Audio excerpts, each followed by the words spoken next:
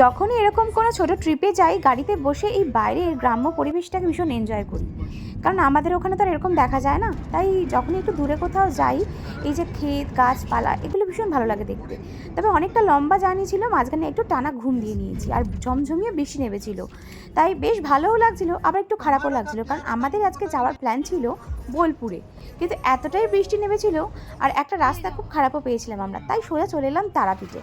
তো তারাপীঠে এসে ওখানেই আমরা হোটেল ঠিক করে নিয়েছি, এই যে হোটেল সাথী, এখানেই আমরা স্টে করবো ভেবেছি।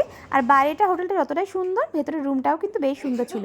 আমরা 4 বেডেড রুম নিয়ে নিয়েছিলাম, কারণ আমরা যখন কোথাও একসাথে যাই 2-1 দিনের জন্য, একসাথেই সময় কাটানোর জন্য একটা ঘরেই থাকি। 2-1 দিনের ব্যাপার, লং ট্যুর হলে তবুও একটা ব্যাপার থাকে, কিন্তু 2-1 দিনের জন্য বন্ধুরা সবাই মিলে একসাথে মজা করবো বলেই এসেছি, তাই আলাদা আলাদা থাকার কোনো মানেই হয় না। লাঞ্চটা আমরা এখান থেকে অর্ডার দিয়ে দিয়েছিলাম, আর এসে ফ্রেশ হয়ে আমরা এই যে প্লেট পোছাপুছি চলছে, লাঞ্চ এসে গেছে আমাদের।